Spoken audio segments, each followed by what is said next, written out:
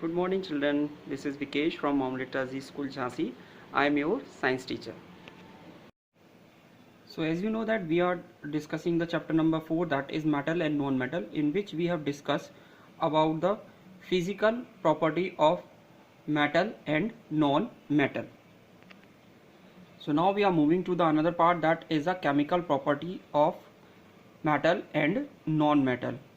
Okay, so we witness the various chemical changes such as the burning of wood, rusting of iron and boiling of egg in our day-to-day life. So if you remember in the class 7 you have read about the physical and chemical changes. So in the physical change there is a no new substance is formed, but in the chemical changes always a new substance is formed. Okay, so metal and non-metals with air, water or other element compound to form a new substance.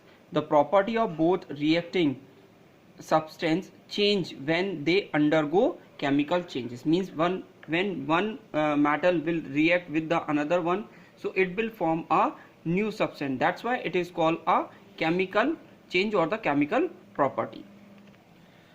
So in chemical property of metal and non-metal we are going to discuss under the 5 headings. What are these? And the 5 reactions is also we have to look after into the metal and non-metal. What are these? The first one is a reaction with oxygen, second one reaction with water, third one reaction with acid, fourth one reaction with base, and then we will discuss about the displacement reaction.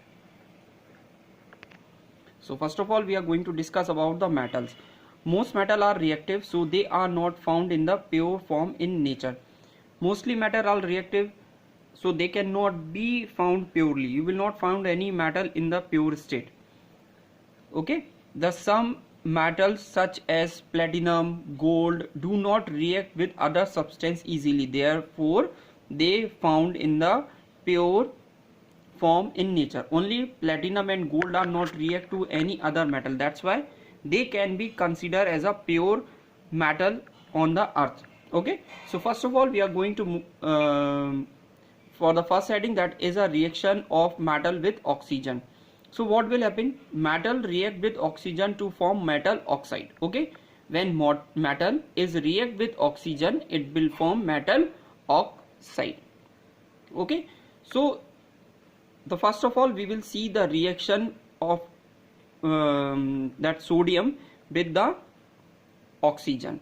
So metals such as potassium, sodium and lithium, the symbol of potassium is K, the symbol of sodium is Na and the lithium is Li, react vigorously with oxygen in the air at room temperature and form their respective oxide. So here is a reaction, 4Na, that is a sodium, react with oxygen and form 2Na2O, that is a sodium oxide. Okay, so if you can see, I have in the book there are some numbers are there, just like 4 and this is a power of 2 like that na. So what is the meaning of that? That 4 means the 4 atoms. Okay, and this O2 means this is a chemically bonded. Okay, 4Na means they have taken a 4 atom of sodium, just like the smallest unit of living organism is cell. Okay, similarly for the non-living thing it is atom. Got it? So we have taken a 4 atom of Na and oxygen. So O2 means the one molecule of oxygen which is chemically bonded. Okay, all metal oxide are basic in nature. So ultimately what the product you will get it is actually basic in nature. If you heard one word it is given, that is vigorously. The vigorously means it is highly reactive with oxygen. If you will take it into the open it will burn.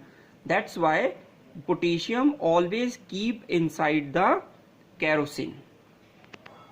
If you can remember in the physical property of metal and non-metal, I have shown you that sodium. So this is a sodium look like.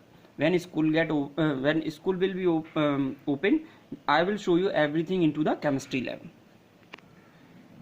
And similarly, when magnesium on heating burn in the air with a dazzling white light to form a magnesium oxide. So there is a reaction, 2Mg means 2 atom of magnesium will react with the oxygen to form magnesium oxide. So this is a 2 means 2 atom of magnesium. And when it will come to the non-metals, the non-metal like carbon, sulfur and phosphorus react with oxygen to form non-metallic oxide. Just like non-metal react with oxygen, it will form non-metallic oxide. So when carbon will react with the oxygen, it will form carbon dioxide. And when sulfur will react with the oxygen, it will form sulfur dioxide. They all are non-metal. So in today's video we have discussed about the chemical properties of metal and non-metal. Thank you.